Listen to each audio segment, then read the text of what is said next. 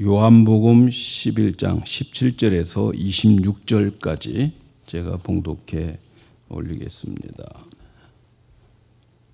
예수께서 와서 보시니 나사로가 무덤에 있은지 이미 나흘이라.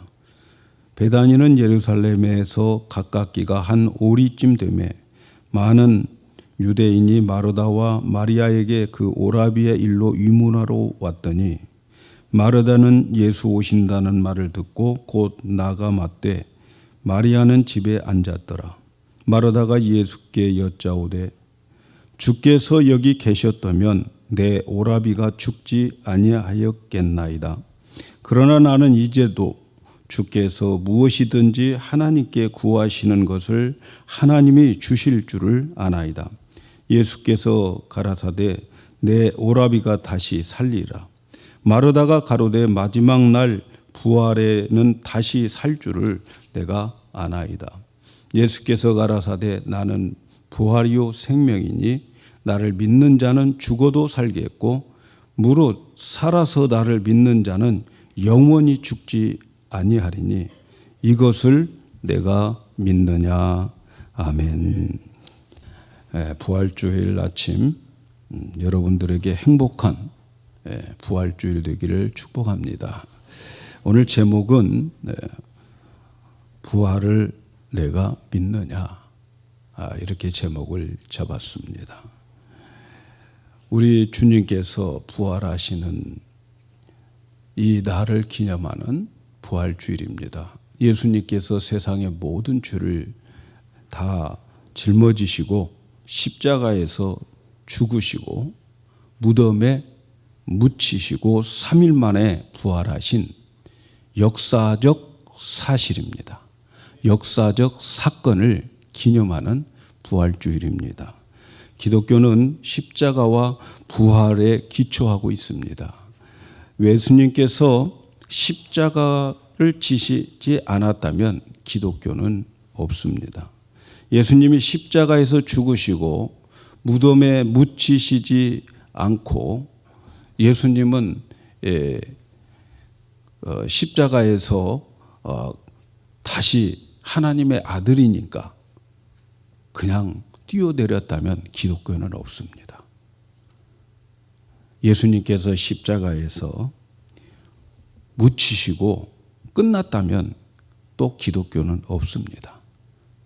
기독교는 아마 공자, 맹자처럼 그런 예수님의 교훈만 남아 있었을 것입니다. 그런데 예수님께서 십자가에서 우리의 죄를 지시고 무덤에 묻히시고 그 무덤에서 3일 후에 부활하셨습니다. 십자가에서 죽으신 그 예수님의 부활하심, 그 부활로 인해서 우리들에게 진실을 말하게 됩니다. 진실을 논하게 됩니다. 부활이 있기에 우리에게는 진실을 말합니다.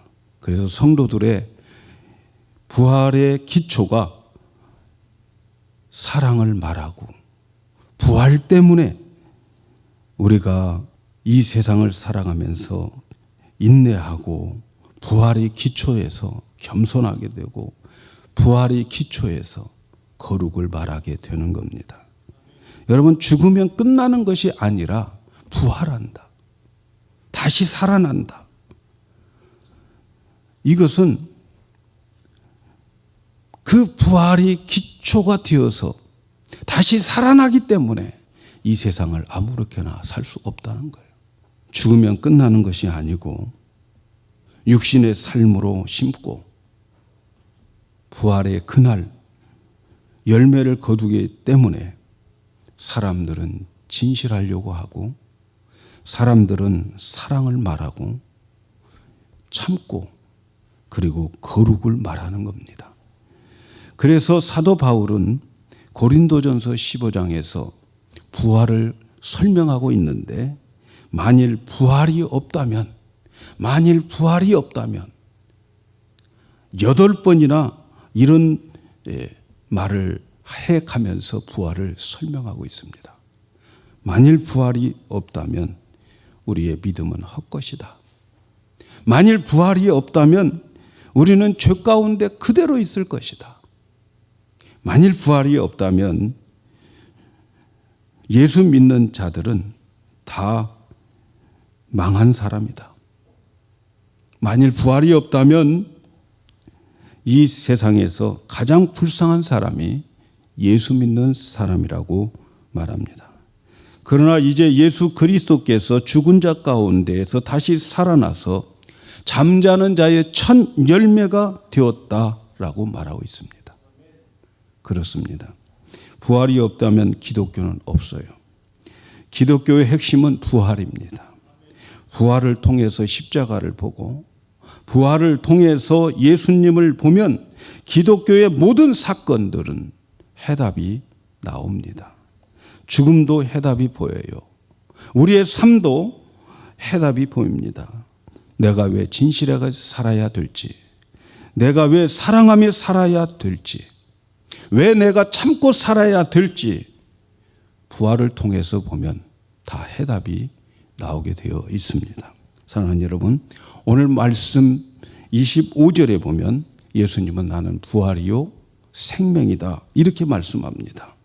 예수님 자체가 부활입니다. 예수님 자체가 생명입니다. 만일 예수님이 생명만 있다면 십자가에서 죽음으로 끝나버렸을 겁니다. 다른 모든 종교들처럼 교주가 죽으면 그 교주가 남긴 그 교훈만 이제 살아있는 거죠. 남아있는 거죠. 그래서 다른 종교들은 전부 교주가 죽음으로 인하여서 그가 남긴 말만 남아있어요. 만일에 예수님께서 십자가에서 죽으시고 십자가에서 죽음으로 끝났다면 기독교도 다른 종교와 똑같을 것입니다. 다른 종교들처럼 예수님의 교훈만 남아 있을 것입니다. 그런데 예수님이 부활하셨어요. 왜 부활하셨습니까? 예수님이 왜 부활하셨을까요? 여러분, 예수님이 자체가 부활이기 때문에 그렇습니다. 나는 부활이요. 예수님 자체가 부활이에요. 그래서 기독교는 죽은 종교가 아니에요. 기독교는 산 종교입니다. 부활이신 예수님은 지금도 승천하셔서 하나님 우편 보좌에 앉아 계시고 우리 교회의 머리로 지금 우리는 그의 몸으로 존재하고 있습니다. 그리고 그분은 우리를 예수님과 똑같은 부활체로 우리를 부활해 주실 것입니다. 세상 사람들은 부활에 대한 여러 가지 말로 여러 가지 뜻으로 부활을 사용합니다. 부활이라고 하는 것은 어떤 삶을 살다가 빛을 보게 되면 부활했다 이렇게 말하지요. 혹은 어떤 사람이 아주 인간 이하의 행동을 하면서 살다가 정신 차리고 새 사람이 되어서 사람답게 사는 것을 보면서 부활했다 이렇게 말하기도 합니다. 운동 경기에서도 패자 부활전이 있어요. 진 사람들끼리 서로 다시 한번 기회를 주어서 그래서 그들 중에서 이긴 자가 나중에는 결승전에 올라갈 수 있는 기회를 주기도 합니다. 그때의 패자가 부활했다 이렇게 말하기도 합니다. 혹은 우리가 이 세상을 살아가는 이 삶 속에서 제도나 규율이 없어졌다가 어떤 법이 없어졌다가 다시 시행될 때에 우리는 부활했다 이렇게 부활의 의미를 사용하기도 합니다. 그러나 여러분, 기독교에서 말하는 부활은 그런 의미의 부활이 아닙니다. 기독교에서 말하는 부활은 예수님 자신을 부활이라고 말씀하고 있습니다. 부활은 곧 예수님의 본질입니다. 예수님이 부활하셨어요. 부활이신 예수님이 십자가에서 죽으시고 무덤에 들어가도 부활인 거예요. 예수님 자신이 부활입니다. 예수님이 부활이요 생명이기 때문에 예수님이 부활이니까 예수님이 계시는 곳에는 언제나 부활이 있습니다. 예수님이 생명이기 때문에 예수님이 계시는 곳에는 언제나 생명이 있습니다. 우리가 예수님을 영접하면 그 예수님이 내 안에 들어오십니다. 그 예수님은 부활이요 생명입니다. 그래서 내가 예수님과 하나가 되어지고 그리고 예수님의 모든 것이 나의 것이 되어지고 그래서 저와 여러분은 부활입니다. 그리고 생명입니다. 믿으십니까? 그 증거가 바로 돌무덤에서 나오신 부활하신 예수님. 그래서 그 증거를 다시 한번 우리가 삼고 우리의 믿음을 가다듬어야 되겠습니다. 요한복음은 예수님이 하나님인 것을 증거하는 내용이에요. 요한복음에 나타난 예수님은 그는 하나님이었다. 태초에 말씀이셨다. 그 말씀이 하나님이었고 그 말씀은 곧 예수님이다. 그런데 그 요한복음에 나타나는 예수님의 그 본질, 하나님의 본질은 생명입니다. 생명. 생명은 하나님의 내용입니다. 여러분, 하나님은 생명이에요. 생명.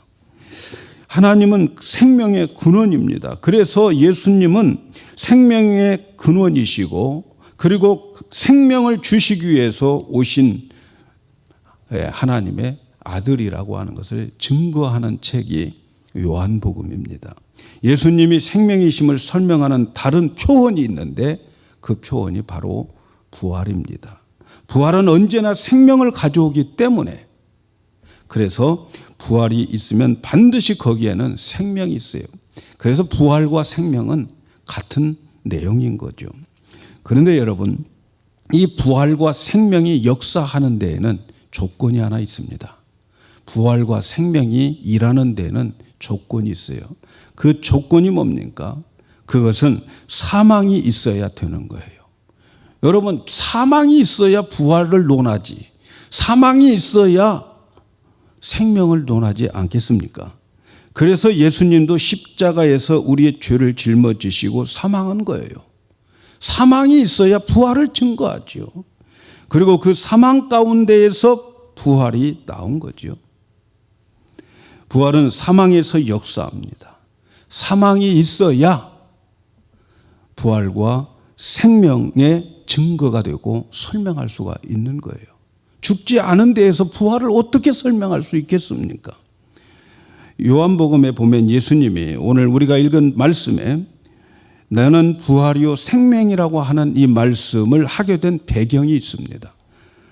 그 배경은 바로 나사로가 사망에 들어간 것에서 나오는 거예요. 베다니에 이 마르다와 마리아가 두 자매가 살고 있었고 그 오라비가 나사로였어요. 마리아는 예수님의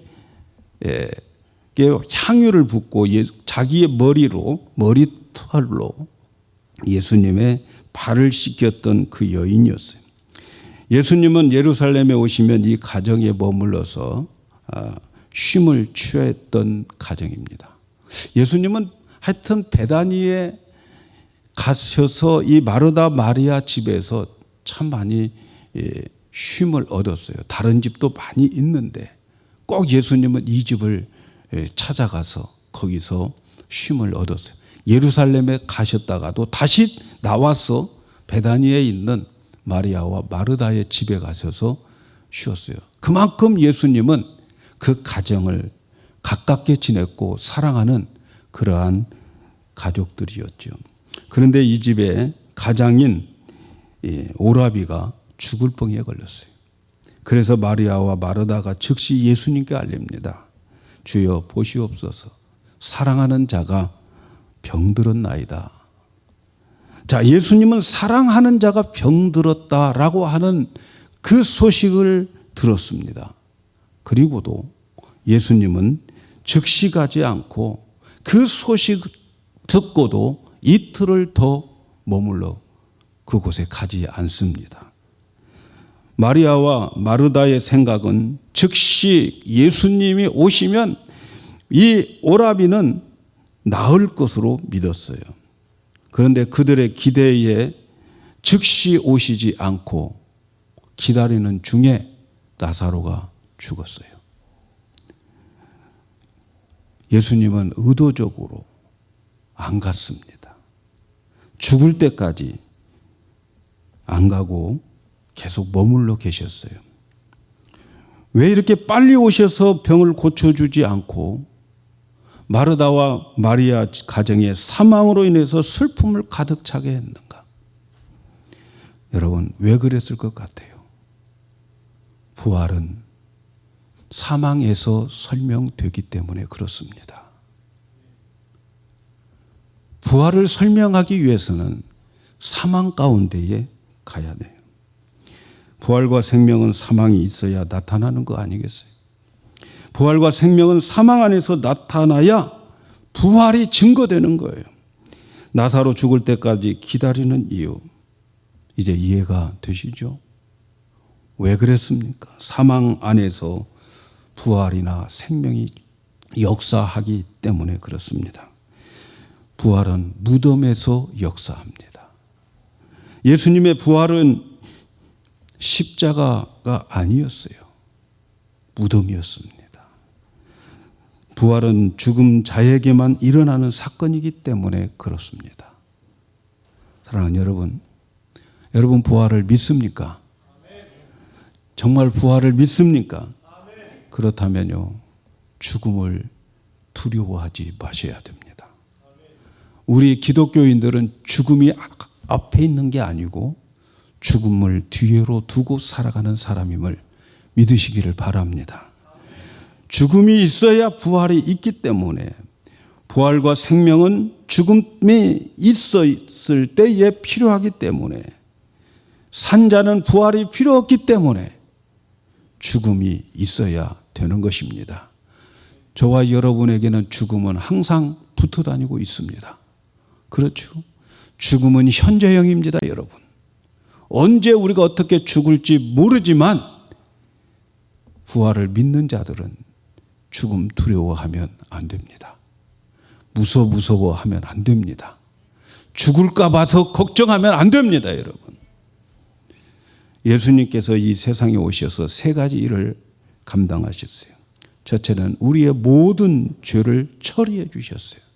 그 처리하는 장소가 바로 십자가입니다. 예수님 십자가에서 인류의 모든 죄들을 아담부터 앞으로 주님 오실까지의 모든 인간들의 죄를 다 해결하셨습니다. 십자가에서 죽으실 때에 그 십자가의 보혈의 능력은 여러분 우리들 뿐만 아니라 불교를 믿는 자들도 마호메트를 믿는 자들도 석가모니의 죄도 다 해결하고 남습니다. 그러나 중요한 것은 그 예수 그리스도를 인정하는 자들에게만 효력이 나타나고 있는 거예요. 그러나 그 능력은 모든 인류의 사람들의 모든 죄를 다 해결하고도 남습니다. 그 효력은 오직 예수를 영접한 사람만에게 나타날 뿐입니다. 또 두 번째 예수님이 해결하신 것은 우리의 옛사람을 처리하셨어요. 저와 여러분의 옛사람이 있습니다. 예수 믿기 전에 육신의 생명만 가지고 태어났을 때의 그 옛사람, 육신의 생명에서 나오는 양심, 그 옛사람, 율법을 지킬 수 없는 그 옛사람, 여러분 십자가에서 예수님이 함께 나를 안고 죽으셨음을 믿으시기를 바랍니다. 우리 옛사람은 죽었습니다. 옆 사람에게 한번 나 죽었어 그렇게 좀 확인시켜 주세요. 없으면 앞 사람에게. 예? 했어요? 안 한 것 같아. 나 죽었어요. 그러면 이렇게 대답하세요. 죽은 게 그거냐? 그러면 또 이렇게 대답해야 됩니다. 그게 내가 아니야. 믿습니까? 믿으시기 바랍니다. 여러분과 저는 십자가에서 예수님이 나를 품고 죽었습니다. 그래서 로마서 6장에 이렇게 말씀합니다. 로마서 6장 3절에서 7절 잘 들어보세요. 무릇 그리스도 예수와 합하여 세례를 받은 우리는 그의 죽으심과 합하여 세례를 받은 줄을 알지 못하느냐. 그러므로 우리가 그의 죽으심과 합하여 세례를 받음으로 그와 함께 장사되었나니 이는 아버지의 영광으로 말미암아 그리스도를 죽은 자 가운데서 살리심과 같이 우리로 또한 새 생명 가운데 행하게 하려 함이라. 만일 우리가 그의 죽으심과 같은 모양으로 연합한 자가 되었으면 또한 그의 부활과 같은 모양으로 연합한 자도 되리라. 우리가 알거니와 우리의 옛사람이 예수와 함께 십자가에 못 박힌 것은 죄의 몸이 죽어 다시는 우리에게 죄에게 종로로 하지 못하게 하려 함이라. 이는 죽은 자가 죄에서 벗어나 의롭다 하심을 얻음이라. 여러분, 예수님과 우리는 함께 세례를 받았어요. 세례라고 하는 의미는 하나가 되어지는 거예요. 저와 여러분은 예수님과 하나가 되었습니다. 그러면 예수님의 모든 사건이 나의 사건이 되는 거예요. 예수님이 십자가에서 죽으심은 내 사건입니다. 예수님이 무덤에서 부활하신 그 사건은 내 사건입니다. 그리고 예수님 하나님 보좌 우편에 앉아 계시는 그 위치는 나의 영적 위치임을 믿으시기를 바랍니다. 그리스도와 나는 하나입니다. 하나로 세례를 받으셨음을 믿으시기를 바랍니다. 나의 옛사람은 죽었습니다. 나의 옛사람은 죽고 내 속에 새로운 마음 자아가 있어요. 이러면 안 되지. 이렇게 살면 안 되지. 그게 바로 여러분입니다. 믿으십니까? 그래서 로마서 7장에서 바울은 그게 내가 아니라고 말하지 않습니까? 자, 이 부분 더 길게 설명할 시간이 없습니다. 믿으시기 바랍니다. 옛사람 죽었습니다. 이제 여러분 안에 그리스도의 생명이 있으면 그 생명에서 나오는 예수의 생각과 마음이 나입니다. 나. 그 나가 이제는 예수님이 부활하신 그 부활체처럼 우리가 언젠가 나의 무덤에서 그렇게 부활할 날이 있습니다. 그렇게 부활된 몸으로 이제는 새 하늘과 새 땅에서 영원히 살게 됩니다. 거기가 우리의 구원의 완성인 거예요. 세 번째 예수님이 처리했던 일 중에서는 사망입니다. 사망. 예수님은 사망을 처리했어요. 십자가에서 장사를 지냄으로 인하여서 사망 속으로 들어갔습니다. 그렇죠? 무덤 속으로 들어갔어요. 예수님 사망 속으로 들어가셨어요. 그런데 예수님은 그 사망을 뚫고 사망을 처리했습니다. 어떻게 처리했습니까? 부활하심으로. 예수님 부활하심으로 우리 인간의 모든 죽음을 처리하셨습니다. 부활은 사망에서 역사하기 때문에 그렇습니다. 그래서 예수님이 내 안에 계시는 한 사망이 내게 들어와도, 어떠한 사망이 내게 들어와도 여러분 부활합니다. 믿습니까? 예수님 죽음 처리했어요. 부활로 처리했어요. 그래서 오늘 말씀하는 거예요. 예수께서 이르시되 나는 부활이요 생명이니 나를 믿는 자는 죽어도 살겠고 무릇 살아서 나를 믿는 자는 영원히 죽지 아니하리라. 내가 이것을 믿느냐? 이 부활을 믿느냐? 오늘 묻고 계시는 겁니다. 이 세 가지의 사건을 처리한 사건이 구약의 절기입니다. 세 절기가 있는데 첫째는 유월절이에요. 죄의 문제를 해결하는 것, 유월절. 이건 십자가에서 우리의 모든 죄를 위하여 죽으심을 기념하는 절기입니다. 그리고 죽고 무덤에 들어가는 절기, 무교절이 있어요. 예수님이 십자가에서 죽으시고 무덤 속에 들어가는 절기가 장사된 그 모습이 무교절로 지켰어요. 그리고 예수님이 부활하시는 그 절기를 초실절이라고 말해요. 첫 열매를 하나님께 드리는 것. 그래서 예수님은 부활의 첫 열매가 되신 것입니다. 예수님이 이 세상에 오셔서 우리의 모든 죄를 해결하시고 우리의 옛사람을 십자가에서 안고 죽으시고 우리 옛사람과 함께 무덤에 장사 지내버리고 이제 그리스도와 함께 새 생명으로 살도록 하기 위해서 부활하셨습니다. 저와 여러분은 새 생명으로 살아야 됩니다. 그 생명이 예수의 생명을 말하는 거예요. 믿습니까? 여러분, 기독교에서 가장 강력한 메시지는 부활입니다. 죽음에서 살아난다. 이보다 더 강한 메시지가 어디 있습니까? 언젠가 우리도 죽음이 오게 됩니다. 늘 죽음은 매일매일 나를 따라다닙니다. 그러나 성도들은 그 죽음을 두려워할 것 없습니다. 죽음은 바로 부활로 가는 길임을 믿으시기를 바랍니다. 죽는 거, 너 나 죽이려고 그러느냐? 두려워할 거 없습니다. 죽음이 있어야 부활이 있는 거예요.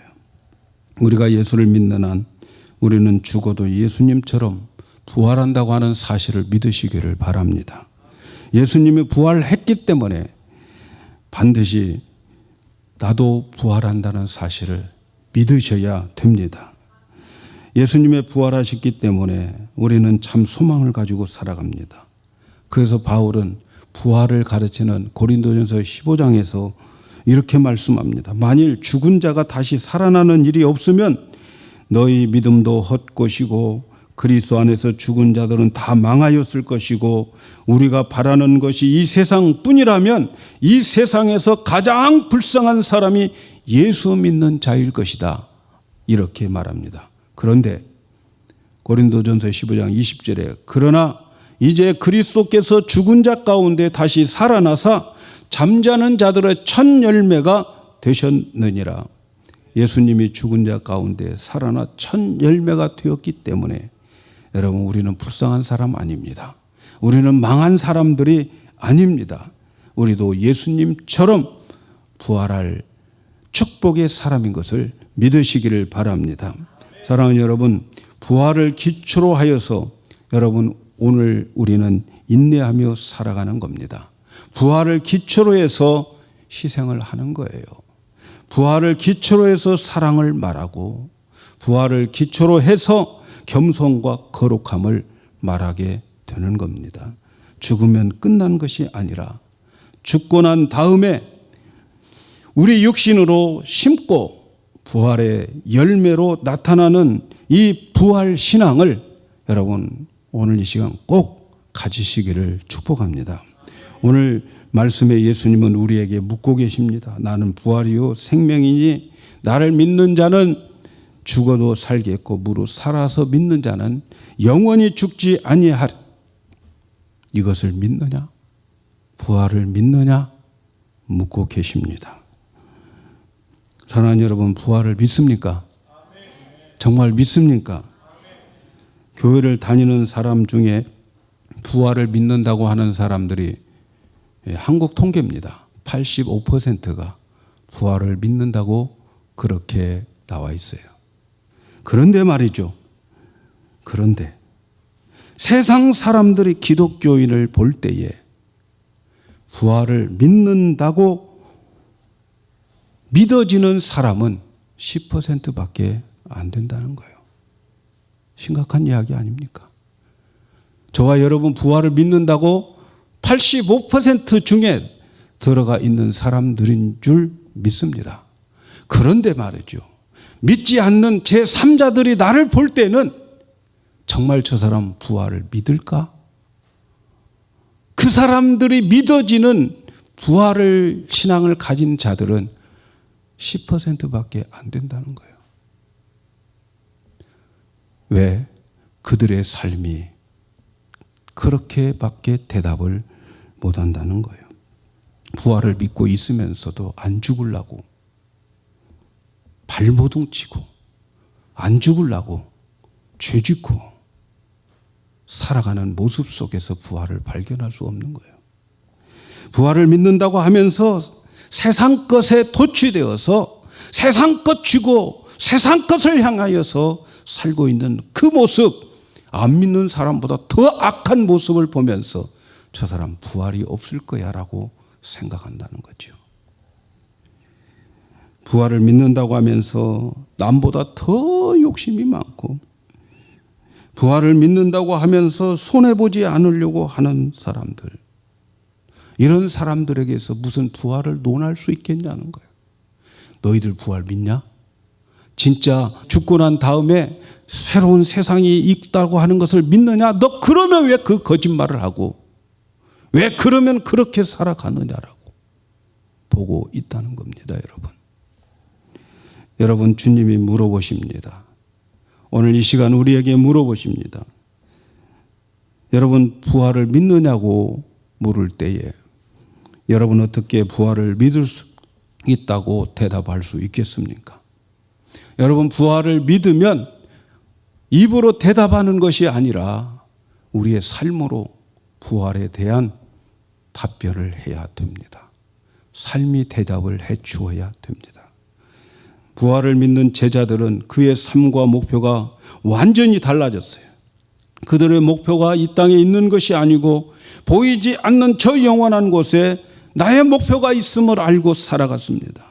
그들은 부활이 있기에 세상의 즐거움을 포기했고 부활이 있기에 보이는 세상에서 인내하면서 참고 당하고 살았습니다. 희생했습니다. 섬겼습니다. 자기를 부인하면서 살았습니다. 이유가 뭡니까? 부활이 있기 때문에.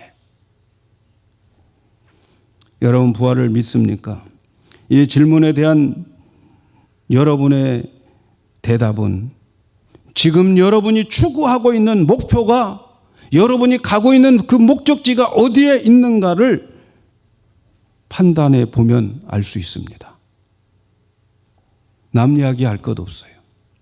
내가 추구하는 목표가 이 땅에 세우고 있는지, 내가 추구하고 있는 목표가 부활의 아침 나에게 상급으로 내 앞에 펼쳐지는 그날 거기에 있는지 여러분 생각해 보시면 답이 나옵니다.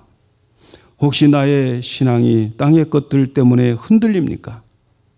세상 것 때문에 예배 드리는 마음, 하나님 섬기는 마음 흔들립니까?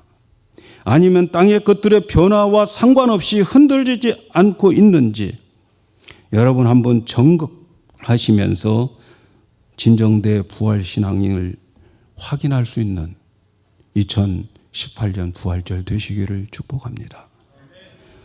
오늘 주님이 질문하실 때 심각하게 대답하기를 바랍니다. 바로 오늘 부활주일날 자신에 대해서 관대하지 마시고 냉정하게 판단해 보시기를 바랍니다. 오늘 아침 나의 신앙을 바로잡지 못하면 여러분 1년 혹은 5년, 10년이 허비한 인생을 살 수 있습니다, 여러분. 부활신앙을 가지는 자는 오늘의 삶을 부활의 아침을 위해서 부활의 아침에 거둘 씨를 뿌리는 거예요. 부활의 아침에 주어질 영광을 위하여 목표를 세웁니다. 그날의 부활을 위하여 오늘 사망을 택합니다. 오늘 희생을 택합니다. 오늘 참습니다.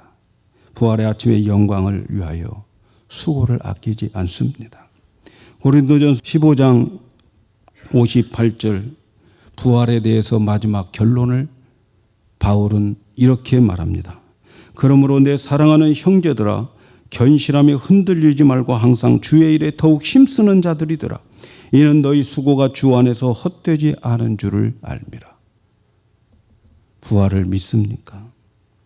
부활의 아침 그날의 상을 받기 위해서 오늘을 심으시기를 바랍니다. 저는 이번 부활주의를 준비하면서 이런 생각을 해봤어요. 우리 성도들에게 부활의 아침을 위해서 심을 것을 좀 드려야 되겠다. 그런 생각이 들었어요. 제가 과테말라에 작년에 갔다 오면서 아무 사람도 파송해 주지 않는 평신도 선교사가 있어요. 우리가 커피 나무를 사서 지금 심게 하고 그 산꼭대기에 다 버려진 사람들, 일감도 없는 그 사람들에게 커피나무 우리가 1000주, 2000주를 사서 심도록 했습니다. 얼마큼 심었는지 모르겠지만 근데 제 마음이 제일 아팠던 게 뭐냐면 이 선교사님이 집이 없어요. 잠잘 데가 없어요. 산골짜기에 사람들에게 분양을 거기에서 거기 살게 했는데 그 꼴짝이 산꼭대기에 교회가 있어요. 그리고 그 옆에 사택이 있는데 그 사택을 보니까 목사님도 같이 살지만 식당 겸 닭장 겸 하여튼 동물농장 겸 하는 그런 곳이 있어요. 선교사님은 거기서 주무신다는 거예요. 닭들과 함께. 예.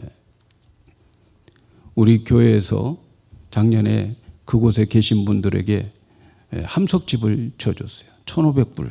이번 함석집을 지어주는데, 함석집을 지어주면 그 식구들, 일가 친척들이 여러 가정이 교회로 나와요. 감동받아가지고. 우리 교회에서도 함석집을 지어줬고, 또 작년에 또 우리 기은이, 예은이 보고 니네들도 한 동씩 지어라 해서 한 동 지어줬습니다.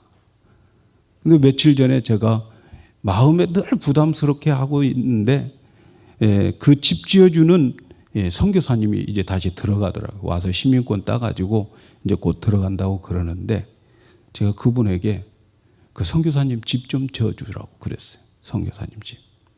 근데 이 선교사님 집을 지어주는 데에서 선교사님은 이 선교사님이기 때문에 함석으로 집을 지어줄 수가 없다는 거예요. 왜냐하면 선교사 집인 줄 알면 이 함석으로 되어 있으면 함석들 곧 강도 들은다는 거예요. 그래서 벽돌로 지어줘야 된다. 어쨌든 지어주시라고. 그래서 제가 지어주라고. 근데 벽돌로 지어주는 데는 3,000불인데, 3,000불. 여러분, 부활의 날을 위해서 한번 좀 심어보지 않겠어요? 저 3,000불, 뭐 우리 애들 시켜도 되고 나 혼자 하도 되고 다 그래요. 그러나 여러분, 아니죠. 우리 함께 심어야 되지 않겠습니까? 그래서 여러분, 한번 이번 부활주일에 제가 목회하면서 처음으로 이런 생각을 해봤어요. 아, 부활을 믿느냐? 그러면 믿은 만큼 우리의 삶을 하나님 앞에 보여보자. 그래서 여러분, 오늘 감동이 되어지신 분들은 딱 한 번 다음 주에 선교사의 집을 위해서 헌금을 좀 해보세요. 헛되지 않을 줄로 믿습니다. 그러니까 여기 감동 받으신 분들은 이 감동이 또 식어지니까 오늘 집에 가자마자 체크를 하나 써가지고 성경책에다가 딱 꽂아 놓으세요. 예? 그래가지고 다음 주에 다 잊어버릴 수 있어. 그러니까 여러분 부담 갖지 마시고, 여러분 억지로 하지 마세요. 여러분 부활을 믿는다면 그날 아침을 위해서 우리가 무언가를 심어야 되지 않겠습니까? 금년도 부활주의를 맞이하면서 저와 여러분은 좀 부활을 믿는 대답을 우리의 삶으로 보여주실 수 있기를 축복합니다.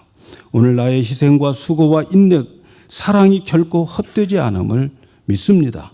그래서 날마다 그 상급을 바라보면서 오늘로 부활의 아침에 거둘 씨를 뿌리는 저와 여러분이 되어서 금년도 부활주의를 지나고 난 다음에는 우리는 부활 아침 추수할 추수감들이 많아지기를 주님의 이름으로 축복합니다.